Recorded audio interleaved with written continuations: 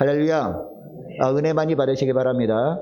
자, 어제가 5월 8일 어버이날이었습니다. 그래서 자, 오늘 예배 드리는 분들 보니까 몇 분은 이 어버이날 때문에 부모님을 찾아뵙느라고 시골 가느라고 예배 참석 못 하셨네요. 저는 이제 부모님이 다 돌아가셨기 때문에 어버이날 어디 갈 데가 없어요. 양가 다 돌아가셔서. 그래서 거울을 딱 봤더니 제 얼굴 안에 부모님이 계시더라고요. 저의 눈은 아버지 닮았거든요. 그리고 다른 부분은 또 어머니 닮은 부분도 있고 해서 아, 그렇구나. 이 얼굴을 보고 아, 부모의 존재를 아는구나 라는 생각을 해보게 되었습니다. 이 땅에 사는 모든 사람들은요, 부모님께로부터 유전자를 물려받지 않습니까? 유전자를 물려받기 때문에 이제 엄마를 닮고 아빠를 닮는 거죠. 심지어는요, 성격까지 닮는다고 하더라고요. 그리고 머리도 닮잖아요. 근데 부모가 정말 지혜로운 사람은 그 지혜도 닮기도 하고, 언뜻 살다 보면 이처럼 이 부모의 흔적들을 발견하게 되면서 이제 부모를 기억하는데, 특별히 어버이날은 더 부모님을 기억하는 날이죠. 뿐만 아니라 이 사람은 육신만 있는 존재가 아닙니다. 영혼이 있는 존재입니다. 그리고 하나님께서 하나님의 형상대로 지어주셔서 우리가 현재 존재하는 것 아니겠습니까? 그래서 어버이 주일날 우리가 하나님께 나와서 하나님께 예배드리는 것입니다. 여러분, 하나님의 형상으로 지으셨다는 것은 무슨 뜻입니까? 하나님의 어떤 형상으로 지으셨다는 거죠? 단순히 그냥 외형적인 모습을 비슷하게 만들었다라는 의미가 아니거든요. 하나님의 형상 중에서 특별히 거룩한 부분을 닮도록 창조하셨다라는 말이거든요. 그래서 오늘 본문 2절 하반절 말씀에도 보니까 뭐라고 하고 있습니까? 2절 하반절 말씀 보니까 너희는 어떻게 하라? 거룩하라 라고 하고 있습니다. 너희는 거룩하라, 이는 나 여호와 너희 하나님이 거룩함이니라 라고 하고 있습니다. 하나님의 자녀라면 하나님의 형상, 거룩한 형상다운 모습으로 지음받은 자들이라면 우리가 그 하나님의 형상을 닮은 모습으로 살아가야 되는데 그게 뭐라고요? 그게 거룩함이다 라고 말씀하는 겁니다. 이 구절에 나오는 거룩이라는 단어는요, 신성함, 구별됨이란 뜻입니다. 여러분, 창세기 3장에 보면 하나님께서 아담과 하와에게 말씀하시죠. 어떤 말씀하십니까? 너희들 동산에 있는 모든 나무의 열매를 먹어도 되지만 동산 중앙에 있는 선악을 알게 하는 나무의 열매는 절대 먹으면 안 된다. 먹는 날에는 정령 죽는다라는 말씀하셨습니다. 여러분, 그 말씀의 의미가 뭔지 아십니까? 왜 선악을 알게 하는 나무의 열매는 먹지 말라고 말씀하셨을까요? 선악을 알게 하는 것은요, 하나님의 구별된 영역이기 때문이라는 것이죠. 하나님의 구별된 영역이니까 하나님의 구별된 영역을 침범하지 말라는 겁니다. 왜? 그게 죄니까. 여러분, 죄가 무엇입니까? 하나님께서 딱 거룩한 하나님만이 하실 수 있는 부분으로 구별해 놓은 게 있거든요. 그것을 내가 하고 싶다고 함부로 막 해버리는 게 이게 죄란 말이에요. 결국 어떻게 되었죠? 이 마귀의 유혹을 받아가지고 이 아담과 하와가 결국 선악을 알게 한 나무 열매를 따먹고 말죠. 이 따먹는 순간부터 뭐가 생긴 겁니까? 아, 선악을 분별하는 거 우리도 할 수 있다나, 무엇이 착한 거고 무엇이 나쁜 것이고 우리도 알 수 있다라고 하면서 이 사람들한테 그 죄가 들어온 거예요.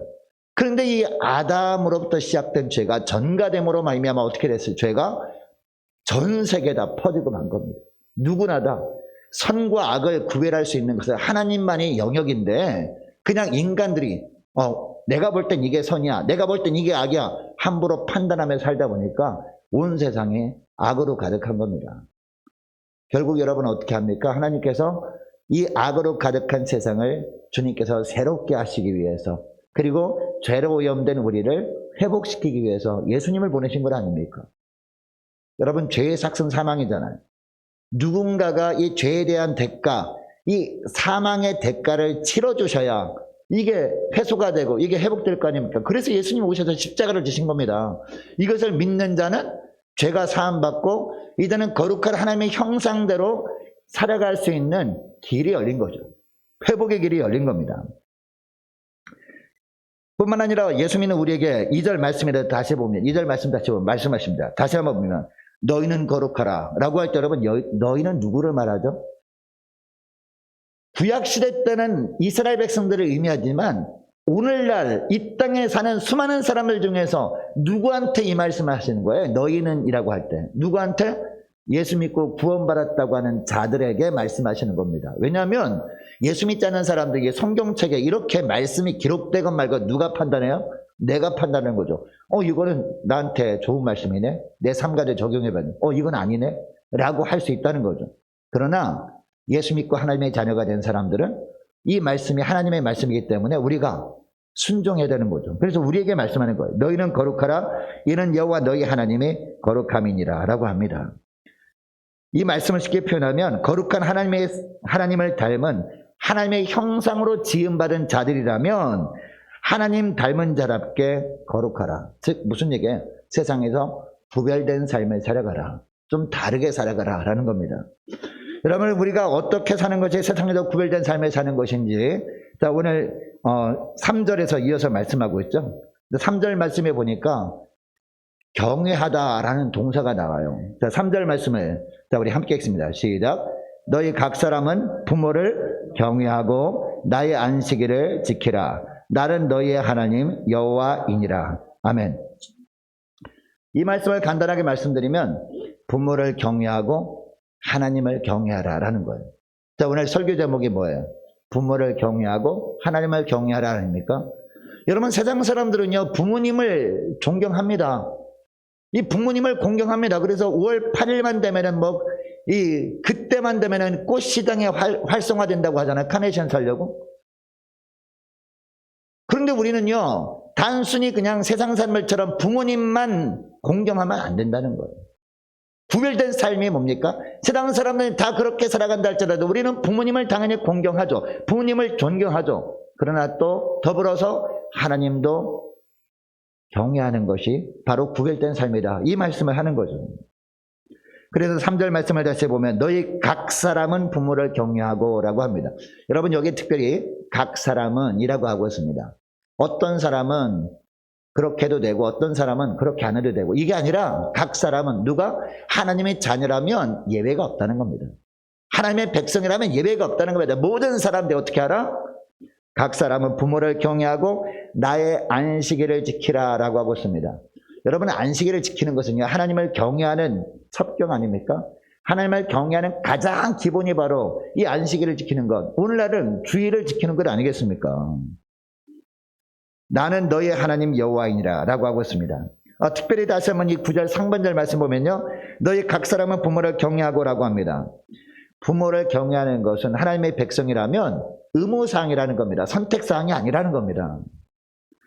부모를 경외하는 삶에는 예외사항이 없다라는 말씀이에요. 여러분 부모를 경외하는 말씀 바로 이어서 뭐라고 합니까? 나의 안식일을 지키라 라고 하고 있죠.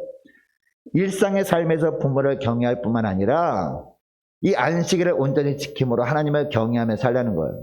이게 다른 말로 하면 평소에는요 부모를 공경하며 살지도 못하면서 나 중심적으로 살면서 안식일 날 거룩한 모습으로 변장해서 와서 하나님을 예배한다고 해서 하나님은 겉모습만 보지 않거든요. 하나님은요 속 마음의 중심까지 보십니다. 그 마음 중심의 삶에 부모를 경외하며 살고 왔는지 그냥 부모를 그냥 외면하고 살다 왔는지 다 보신다는 거죠. 부모님을 경외하며 살다가 안식일을 딱 지키러 주 앞에 왔을 때 그 안식일을 지키는 모습이 온전한 모습이라는 거죠. 주님께서 그것을 받아주신다라는 말씀을 합니다. 그러니까 여러분 부모를 경외하지도 않으면서 이 안식일에 거룩한 모습으로 온다고 해서 주님이 인정해 주시는 것이 아니라 부모를 경외하며 사는 것을 주님이 뭐로 하신다? 하나님을 경외하는 것으로 하시고 그 하나님을 경외하는 모습으로 살다가 안식일 날 주 앞에 나왔을 때 그 예배를 주님이 받아주신다. 그 예배에 하나님께서 은혜를 주시고 은혜를 덧입고 살게 하신다라는 말씀을 하시는 겁니다. 여러분 마가복음 7장 말씀해 보면 예수님께서 부모를 공경하는 것이 어떤 것인지 말씀하시는 본문이 나오거든요. 여러분 그 당시에는 이 부모를 공경하는 것과 하나님을 경외하는 것 중에서 하나님을 경외하는 게 더 중요한 것이 아닌가라고 생각하는 사람이 있었나 봐요. 왜? 부모님은 눈에 보이잖아요. 그리고 이 땅에 살다가 언젠간 돌아가실 분들이잖아요. 그러나 하나님은요 영원하신 분이잖아요. 눈에 보이지 않지만 실제로 존재하시고 하나님은 영원부터 영원까지 계시는 분이잖아요. 그러니까 하나님을 경외하는 것이 더 중요하지라고 여기는 사람들이 있었던 거 봐요. 유대인들 중에서. 이때 예수님께서 그들을 향해서 말씀하십니다. 이 마가복음 7장 11절부터 13절까지 말씀 보면 너희는 이르되, 여기 너희는 누구를 말할까요? 하나님을 경외하는 것이 더 중요하다라고 여기는 사람들을 향해서 말씀하는 거예요. 너희는 이르되 사람이 아버지에게나 어머니에게나 말하기를 내가 드려 유익할 것이 고르반 곧 하나님께 드림이 되었다고 하기만 하면 그만이라 하고 자기 아버지나 어머니에게 다시 아무것도 하여 드리기를 허락하지 아니하여 너희가 전한 전통으로 하나님의 말씀을 폐하며 또 이 같은 일을 많이 행하느니라 라고 말씀을 하고 있습니다. 어떤 사람이 있었다는 겁니까? 하나님을 경외하는 것이 더 중요하다. 하나님께 드리는 것이 더 소중하기 때문에 분명히 본인에게는 부모님을 섬길 수 있는 것이 있었습니다. 그런데 그것까지도 싹 다 드려버린 하나님께 전부 다 드려버렸기 때문에 부모님을 섬기는 것이 없네요 라고 하면서 정당화시키는 사람이 있었다는 것입니다. 근데 그것은 하나님을 경외하는 것도 아니라는 겁니다. 왜? 부모를 경외하는 마음이 없기 때문에 그렇게 한 것이니까. 그 말씀을 하는 겁니다. 여러분, 그러니까 부모를 공경하는 것, 하나님을 경외하는 것, 우리 예수님께서는 어떤 것이 중요하고 어떤 것이 덜 중요하다라고 말씀하는 겁니까? 아니라는 겁니다. 똑같다라는 겁니다. 여러분, 그래서 10계명에도요 1계명부터 4계명까지는 하나님과 우리와의 관계 속에서 하나님을 경외하라라는 말씀이잖아요. 5계명부터는 우리가 이 땅에서 인간관계 속에서 우리가 지켜야 할 계명인데 가장 먼저 뭘 말씀하세요? 내 부모를 공경하라라고 말씀하는 거예요. 경중을 따질 수 없다는 겁니다. 부모를 경외하는 것, 하나님을 경외하는 것 똑같다라는 겁니다. 그러니까 부모를 경외하는 모습을 보고 진짜 부모를 경외하는 그 마음이 이 10년 가운데 충만하게 태워진 사람은 우리 주님께서 나를 경외하는구나 이렇게 보신다는 겁니다. 자, 그래서 다시 3절 말씀을 보면 너희 각 사람은 부모를 경외하고 나의 안식일을 지키라 라고 하는 겁니다. 여러분 이것을 기억하시고 무엇보다도 이 부모를 공경하는 것 그리고 하나님을 경외하는 것 이 일에 게을리하지 않는 저와 여러분 되시기를 축복합니다. 자, 그러면 어떻게 하는 것이 부모를 공경하는 것이냐? 32절 말씀이에요. 자, 32절 말씀을 우리 함께 읽어보겠습니다. 시작. 너는 생머리 앞에서 일어서고 노인의 얼굴을 공경하며 내 하나님을 경외하라. 나는 여호와니라. 아멘. 너는 생머리 앞에서 일어서고 라고 하고 있습니다. 여러분 여기서 생머리 앞에서 일어선다라는 것은 무슨 얘기냐? 부모님 앞에서 겸손한 걸 말합니다. 여러분 여기에 생머리라고 하는 것은요 머리가 희끗희끗해지는 것을 말합니다. 우리 부모님이 이제 자녀들이 다 뭐 시집장가 다 가고 손자 손녀 보고 할 때쯤 되면 머리가 점점 휘어지잖아요. 그리고 뭐 80, 90 되면 이제 백발이 되잖아요. 뭐 그걸 말하는 거예요. 샘머리 앞에서 어떻게 하라? 일어서라 라고 하고 있습니다. 근데 여러분 머리가 휘어지는 강도가 더 세질수록 점점 더 휘어질수록요 지식도 평준화되거든요. 그리고 미모도 평준화돼요. 또 재정도 평준화된단 말이에요. 점점점 평준화되면서 이 자녀들은 부모님이 젊을 때는 자기보다 훨씬 더 많이 알고 하기 때문에 존경하고 하는 것처럼 보이다가 근데 부모님이 나이가 점점점 많아지고 그리고 기억력도 가물가물해지고 하면 무시하는 경향이 있어요. 근데 그거는 일어서는 게 아니죠. 여기 생머리 앞에서 일어서라라고 하는 건 무슨 얘기예요? 겸손하라라는 거예요. 부모 앞에서. 여러분 부모님이 나이가 젊다고 부모님이고 나이가 많다고 돌아가실 때가 다 됐다고 부모님이 아니고 그게 아니잖아요. 부모님은 부모님이잖아요. 돌아가시기 바로 직전에 있어도 부모님이 말씀하시면 그 말씀을 겸손하게 경청하라. 바로 그런 말씀이 일어서라 라는 의미라는 것이죠. 그리고 여기에 생머리 앞에서 일어서고 라고 할 때 이 앞에서 라는 말은요 얼굴 앞에서 라는 뜻입니다. 자, 그러니까 나이 든 부모 앞에서 거만하게 행동하지 말고 겸손하라 라는 거예요. 물론 인간적으로 볼 때 내가 볼 때 좀 못해 보일 수 있어요. 틀리게 느껴질 수도 있어요. 그렇지만 부모님의 말이기 때문에 겸손하게 어떻게 하라? 경청하라. 이게 생머리 앞에서 일어서라 라는 뜻이란 말이에요.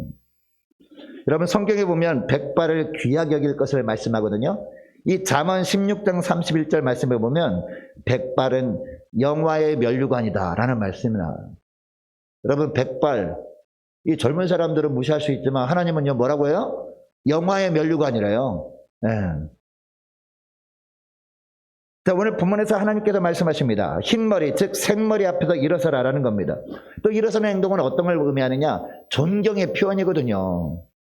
부모님뿐 아니라 이 부모님 나이대 어른들도 그렇게 하라라는 그 의미입니다. 자, 그러면 나이든 부모를 왜 겸손히 공경해야 되느냐? 다시 본문을 보면요. 다시 우리가 읽었던 32절 말씀 보면 너는 생머리 앞에서 일어서고 노인의 얼굴을 공경하며 라고 하고 있습니다. 무엇 때문이냐? 바로 삶의 연륜 때문이라는 겁니다. 여러분, 하나님께서 우리가 이 땅에 살아갈 때 이 성경 말씀을 통해서 우리가 어떻게 사는 것이 옳은지 말씀하시게 합니다. 그런데 우리가 삶 가운데 적용할 때 성경 말씀의 것을 가지고 우리가 적용하긴 해야 되지만 적용을 잘 못할 때가 있잖아요. 그러나 이 말씀대로 살아본 분들이 있잖아요. 그분들이 누구예요? 부모님들이 다 믿음으로 살아봤다는 거죠. 부모님들이 믿음으로 살아보니까 하나님께서 그렇게 살아봤더니 정말 하나님의 축복해 주시다. 이런 걸 경험을 누가 다 했다는 거? 부모님들이 다 했다는 거죠. 그러니까 이제 부모님이 무슨 이야기를 할 때 했던 얘기 또 하고 했던 얘기 또 하고 할 수도 있거든요. 부모님들은. 왜? 이 자식들을 너무나 사랑해서 자식들이 잘 되길 원하는데 그 전에 했던 걸 잊어버렸거든. 잊어버리니까 이 아이가 잘 되길 바라는데 내가 그동안 옛날에 했는지 안 했는지 가물가물거려. 그래서 또 하고 이렇게 하는 거란 말이에요. 그렇기 때문에 이 부모님 말씀에 경청해 주라라는 것이 바로 오늘 본문의 노인의 얼굴을 공경하며 라는 의미입니다. 그리고 노인의 얼굴을 공경하며 라는 말씀 무슨 말씀이냐? 이 구절은요, 이 얼굴이라는 단어가 나오잖아요. 이 얼굴이라는 단어가 특히 강조되는 구절인데 여러분, 노인이 되면 피부가 어떻게 합니까? 피부가 쭈글쭈글 해지잖아요. 그리고 심지어 얼굴에는 검버섯이 생기게 됩니다. 그리고 화장을 해봐도 감출 수가 없습니다. 근데 반면에 젊은이들 얼굴은요, 윤기가 납니다. 광택이 납니다. 빛이 납니다. 겉으로 볼 때는 젊은이들의 얼굴이 더 아름다워 보입니다. 그래서 젊은 사람들이 노인의 얼굴을 보면서 외면해 버릴 수도 있다는 거죠. 그러나 여러분, 주름이 생긴 이 노인의 얼굴은 무슨 의미냐? 왜 주름이 생기느냐? 영적으로 보면 삶의 연륜이라는 겁니다. 삶의 연륜. 성경 말씀대로 살아보고 그리고 이렇게 살아봤더니 우리 하나님께서 징계하시고 또 이렇게 살아봤다 하나님께서 축복하시고 그런 흔적들이 바로 얼굴에 나타나는 것이다 라는 것으로 이해를 하고 어떻게 하라? 노인의 얼굴을 공경하라. 무슨 얘기냐? 노인이 무슨 이야기를 할 때 겸손하라. 잘 받아들이라. 바로 그런 말씀을 하는 것이죠. 이렇게 함으로 말미암아 하나님을 경외하는 법을 배울 수 있기 때문이죠. 그래서 오늘 본문에 보니까 노인의 얼굴을 공경하며 라는 말씀에 바로 이어지는 말씀이 뭐예요? 바로 이어지는 말씀이 내 하나님을 경외하라 라고 말씀하는 거예요. 이렇게 함으로 말미암아 하나님을 경외하는 것이 어떤 것인지 배울 수 있기 때문이라는 겁니다. 생머리 앞에서 일어서고 노인의 얼굴을 공경하는 자세를 통해서 여호와 하나님을 경외하는 것이 어떤 삶인지를 익힐 수 있기 때문이다. 하나님을 공경하고 있는지 공경하지 않는지는 무엇을 보면 안다는 겁니까? 이처럼 노인이 된 부모님을 존경하는지, 노인이 된 부모님이 어떤 이야기를 할 때 겸손하게 경청하는지, 경청하지 않는지를 보면 안다라는 겁니다. 뭘 알아요? 하나님을 공경하는 사람인지 공경하지 않는 사람인지 그것을 보고 안다라는 말씀을 합니다. 근데 부모님 말씀뿐만 아니죠. 이 땅에 부모님 나이대 어른들이 있잖아요. 부모님 다 돌아가신 분들은. 그런 어른들 무시하는 사람은 누구를 무시하는 거예요? 하나님을 무시하는 거거든요. 그 노인들이 이렇게 얘기하는데 그냥 외면하고 그냥 교만하게 내 할 말은 하고 그런 사람은 어떤 사람들이에요? 하나님이 말씀하신 대로 불구하고 그냥 대적하는 사람들로 하나님은 인식하신다는 겁니다. 왜? 하나님을 공경하는 것과 부모를 공경하는 것과 같은 것이기 때문에 이 말씀을 하는 겁니다. 그리고 맨 마지막 부분 보시기 바랍니다. 맨 마지막 부분 보니까 나는 여호와니라 라고 하고 있습니다. 이 말씀이 이 공경하라는 말씀 뒤에 놓인 이유가 뭘까요? 앞에 한 말씀이 사람의 말이 아니라는 겁니다. 그러니까 우리는 레위기는 모세오경 아닙니까? 모세가 쓴 이 모세오경 중에 하나 아닙니까? 그러니까 이 글을 쓴 모세가 우리에게 하는 얘기가 아니라 이 말씀은 누구의 말씀이다? 하나님의 말씀이라는 겁니다. 우리 하나님께서 하나님의 말씀이라는 것을 확실하게 인치시는 이 장치가 나는 여호와니라 라는 말씀입니다. 이 말씀이 얼마나 권위가 있는 말씀인지 하나님께서 직접 보증해 주시는 겁니다. 자, 그러면 왜 부모를 공경해야 되느냐? 왜 어른을 왜 공경해야 되느냐? 우리의 주인 되신 하나님의 명령이기 때문이라는 겁니다. 자, 그러면 하나님께서 왜 이처럼 이 부모를 공경하라는 그런 말씀을 계속 하실까요? 부모님을 공경하고 또 어른을 공경하는 삶이 복으로 이어지기 때문입니다. 하나님은 그냥 말씀만 하지 않거든요. 이 말씀에 순종하게 되면 그 결과가 어떻게 될 것이다라고 분명히 말씀하고 있는 것이죠. 창세기 9장 말씀에 보면 노아의 홍수 이후에 노아가 포도 농사를 짓는 장면이 나오거든요. 포도 농사를 짓고 이제 포도주를 적당히 먹어야 되는데 좀 많이 마셨나 봐요. 취해서 집에서 낮잠을 자고 있는데 어떻게 낮잠을 자요? 완전히 그냥 실로라기 하나 걸치지 않고 쭉 누워서 잠을 자고 있습니다. 이것을 가장 먼저 누가 봅니까? 함이 봅니다. 함. 예. 함이 보고 함이 어떻게 하죠? 그 다른 형제 셈과 야벳에 가서 고자질을 합니다. 이 부모님이 허물을 들추어내는 것이죠. 이 고자질을 할 때 물론 없던 일을 말한 것이 아닙니다. 사실대로 말한 거예요. 사실대로 말했는데 이 아버지의 허물을 들춰낸 거죠. 고자질을 한 거죠. 자, 그런데 여러분, 이 셈과 야벳은 어떻게 합니까? 그 이야기를 듣고 그 허물을 덮어줍니다. 그죠? 뒷걸음질 쳐서 살금살금 가서 옷으로 이렇게 덮어줍니다. 허물을 덮어줍니다. 여러분, 결과 어떻게 되는지 우리가 다 알잖아요. 이 함은 어떻게 됐습니까? 이 노아가 일어난 다음에 자초지종을 다 듣게 되었습니다. 이 함한테는 저주를 합니다. 여러분, 노아가 저주한 것이 아니에요. 하나님께서 노아를 통해서 이 함의 행동을 본 거예요. 그래서 하나님께서 이 함을 도저히 가만두고 보실 수가 없으셔가지고 노아를 통해서 하나님께서 저주를 한 거죠. 이 함의 후손들이 결과가 어떻게 되는지 우리가 다 알잖아요. 그리고 셈과 야벳은 어떻게 합니까? 셈과 야벳은요, 하나님께서 노아를 통해서 엄청난 축복을 합니다. 여러분, 함의 자손의 결말을 우리가 알고 그리고 셈과 야벳의 자손들이 결말을 압니다. 여러분, 우리는 어떤 삶을 살 것인지 우리는 다 압니다. 아내가 정말 이 함처럼 부모의 허물을 들춰내지 말아야지 라고 이 시간에는 우리가 결단을 할 수 있다는 거죠. 그리고 셈과 야벳처럼 이 부모의 허물이 있으면 좀 감춰줘야 되겠다, 덮어줘야겠다, 그런 생각을 할 수 있다는 거죠. 문제는 뭐예요? 우리가 예배 끝나고 집에 돌아갔을 때부터 시작되는 거예요. 이 말씀을 듣는 것은 누구나 합니다. 깨닫는 것은 누구나 할 수 있어요. 그런데 그 말씀을 듣고 깨닫는 것보다 더 중요한 게 뭡니까? 그 말씀을 실천에 옮기는 겁니다. 아무쪼록 오늘 예배드린 저와 여러분은요, 이 부모의 허물 뿐만 아니라 부모님들이 다 돌아가신 분들은 노인들이 허물이 있을 수 있잖아요.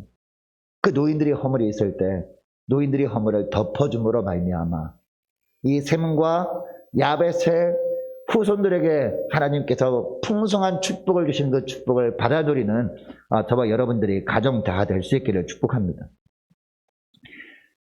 자, 그리고 여러분, 이 사울의 아들 요나단이라고 있습니다. 여러분, 사울 왕, 이스라엘 초대왕 아닙니까? 이 사울의 아들 요나단은요, 참 정말 좋은 효자였습니다. 이 아버지 사울은 존경받을 만한 왕이 아니었잖아요. 물론 처음에는 겸손한 것처럼 보였지만 점점 교만해졌습니다. 그래서 아무런 이도 없이 이 다윗을 막 죽이려고 한단 말이에요. 자기 사위인데. 반면에 요나단은 의로운 사람이었어요. 그래서 의로운 다윗을 죽이기 위해서 이 아버지 사울 왕이 막 혈안이 되었을 때 조용히 가서 설득을 하죠. 아버지, 그것은 잘못된 것 같습니다. 다윗이 무슨 잘못을 했기 때문에 그렇게 죽이려고 하십니까? 다시 한번 생각해 보세요 라고 조용히 이렇게 그 아버지를 설득합니다. 그러나 그 아버지를 무시하거나 그 아버지에게 불경하게 대했다는 그런 성경 구절은 없습니다. 마지막까지 아버지와 함께 하다가 결국 어떻게 됩니까? 아버지와 함께 죽습니다.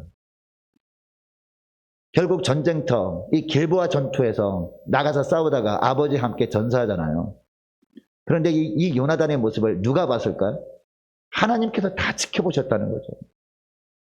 물론 요나단은 아버지와 함께 전사를 하고 말지만 이 하나님은 요나단이 부모를 공경하던 삶을 외면하지 않으셨다는 거죠. 이 다윗을 통해서 요나단의 아들 바로 무비보셋이라고 하거든요. 요나단의 아들을 하나님께서 책임져 주시더라는 겁니다. 여러분, 하나님은 그래서 사무엘상 2장 30절에서 말씀하시거든요. 자, 이 말씀은 정말 중요한 말씀이기 때문에 우리 따라서 한번 해보겠습니다. 나를 존중히 여기는 자를 내가 존중히 여기고 나를 멸시하는 자를 내가 경멸하리라. 여러분, 무슨 말씀일까요? 하나님을 존중히 여기지 않는 사람이 누가 있어요? 눈에 보이지 않는 하나님은 존중히 여긴다고 하면서 눈에 보이는 부모는 존중히 여기지 않는 사람이 많아요. 하나님만 존중하면 되지. 눈에 보이는 부모는 내가 볼 때는 뭐 잘못한 거 많은데 허물이 너무나 많은데 존중받을 만해야 부모로서 존중을 하지 라고 생각하는데 잘못된 거란 얘기죠. 나를 존중히 여기는 자를 내가 존중히 여기고. 무슨 얘기입니까? 눈에 보이지 않는 하나님을 존중한다고 한다면 눈에 보이는 부모를 존중하라. 그러면 하나님께서 나를 존중히 여기는 것으로 알고 나도 그를 존중히 여기리라 라고 말씀하는 거죠.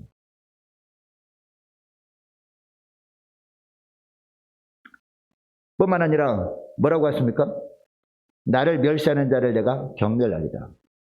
우리가 부모를 멸시할 때, 부모를 경멸히 여길 때요, 하나님은 어떻게 해요? 눈 감고 안 보십니까? 주무십니까? 하나님은 다 보십니다. 다 들으십니다. 다 보시고 우리 주님께서 어떻게 하신다고요? 내가 경멸하리라. 인생이 잘 풀릴 수가 없다는 겁니다. 십계명에도 부모를 공경하라. 이 땅에서 내 생명이 길리라 라고 말씀하는 거죠. 하나님이 도와주셔서 일이 풀리게 된다. 우리가 어떻게 할 때? 부모에게 잘할 때, 부모 앞에서 겸손할 때, 어른들 앞에서 겸손히 공경할 때 하나님께서 그런 자를요 가만두지 아니하시고 반드시 축복으로 채워주신다. 이 말씀 아니겠습니까? 여러분, 이스라엘 백성들이 출애굽을 할 때 애굽에 10가지 재앙이 있었잖아요. 10가지 재앙이 있었는데 정말 큰 피해가 있는 재앙이 있을 때는요, 어디는 그런 재앙이 임하지 않았어요? 고센 땅. 이스라엘 백성들이 400년 동안 애굽의 노예로 살았습니다. 그런데 중요한 것은요, 애굽 사람들과 섞여서 살지 않냐고 고센 땅에서 구별된 곳에서 살았다는 거죠. 구별된 곳에서 살다 보니까 하나님께서 그들을 구별해 주셔서 보호해 주셨다는 겁니다. 보호해 주셨을 뿐만 아니라 결정적으로 마지막 장자재앙이 있을 때는 그 애굽 땅에서 건져 주시더라는 거죠. 뿐만 아니라 그들을 가나안 땅까지 인도해 주시더라는 거죠. 여러분, 우리에게도 똑같은 말씀하십니다. 우리가 이 땅에 살아가면서 우리가 어떤 삶을 살아야 돼요? 그러니까 하나님께서 우리를 보호해 주시고 우리를 건져 주시고 우리를 인도해 주신 축복을 받으면 우리가 어디 살아야 돼요? 영적인 고생 땅에 살아야 된다는 거예요. 구별된 삶을 살아야 돼요. 그냥 다른 세상 사람들처럼 부모를 공경하는 것 당연한 것 아닌가라고 하면서 나를 낳아주신 분이기 때문에, 나를 길러주신 분이기 때문에 그냥 부모만 공경하고 하나님을 공경하지 않는 이 세상 사람들과 똑같이 살면 안 된다는 거예요. 부모를 공경하며 살고 있다면 하나님을 경외해야 됩니다. 예배를 생명처럼 여기며 살아가는 거예요. 주일 성수는요, 목숨 걸고 지키는 이 모습이 있어야 된다는 거죠. 그런 삶을 살아감으로 말미암아 저와 여러분은 우리 하나님이 예비해 놓으신 보호해 주시는 축복과 건져 주시는 축복, 우리가 힘들고 정말 괴로운 삶을 살고 있는 것, 그때마다 주님이 보시고 결정적인 순간마다 그 고난의 수렁에서 건져 주시는 축복, 그리고 천국까지 은혜 가운데 인도해 주시는 축복을 다 받아 누릴 수 있기를 주 이름으로 축복합니다. 자, 기도하겠습니다.